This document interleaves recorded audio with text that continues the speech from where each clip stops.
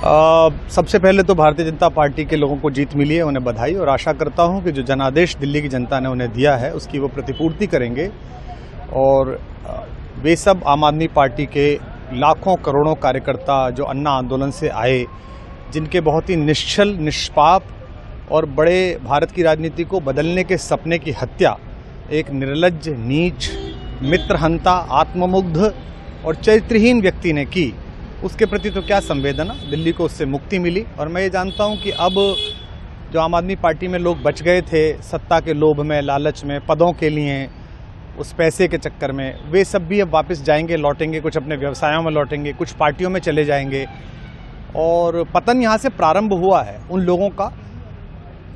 मेरे लिए कोई प्रसन्नता का और दुख का विषय नहीं है, मैं बीच में खड़ा हूँ। प्रसन्नता इस बात की है कि करोड़ों लोगों ने आशा लगाई थी, करोड़ों लोग अपनी नौकरियां छोड़ के आए थे, व्यवसाय छोड़ के आए थे, दुश्मनियां ली थी लोगों ने। उन सब की हत्या एक आत्ममुग्ध आदमी ने, एक चरित्रहीन आदमी ने अपनी निजी महत्वाकांक्षाओं की पूर्ति के लिए की। उसको दंड मिला, ईश्वरीय विधान से दंड मिला। प्रसन्नता इस बात की भी है कि न्याय हुआ।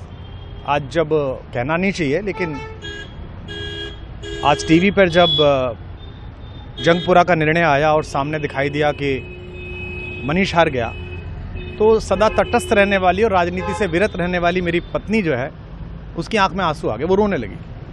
क्योंकि उसी से उसने ये कहा था कि अभी तो है ताकत, और उसने कहा था भैया ताकत सदा तो नहीं रहती। तो ये अहंकार आशा करता हूँ अगले लोग नहीं करेंगे, जो बाकी दल है वो नहीं करेंगे, इससे सबक लेंगे। और दिल्ली के नागरिकों को मैं अच्छे शासन के लिए बधाई देता हूँ। अब भारतीय जनता पार्टी अपने नेतृत्व में सरकार बनाकर दिल्ली के जो दुख थे पिछले 10 वर्ष के, उन्हें दूर करे।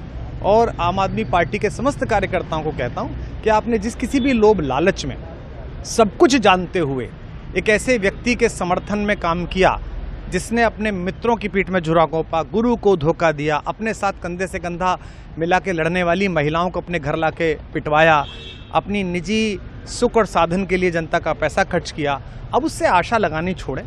अब बाहर निकलें, अपना अपना जीवन देखें। मुझे राघवेंद्र सरकार राम की कृपा मिली, जिनका ये घर है, जिनकी कृपा से मैं यहाँ खड़ा हूँ। मुझ पर कृष्ण कृपा हुई कि मैं इस निर्लज्ज सर्कस से बाहर आ सका। मैं उन सब से भी अच्छे भविष्य की कामना करता हूँ कि वो कोई गंदगी ना फैलाएं कहीं भी, वो लौट जाएं अपने शिविरों में। जिस तरह माधव को, कृष्ण को दूत देख कर भी भरी सभा में अट्टहास करने वाला दुर्योधन जो ये कहता था सुचिग्रम नैव दास्यामि बिना युद्धे न केशवः, बिना युद्ध के 5 गांव भी नहीं दूंगा, आज वो अपनी सीटों के लिए तरस रहा है।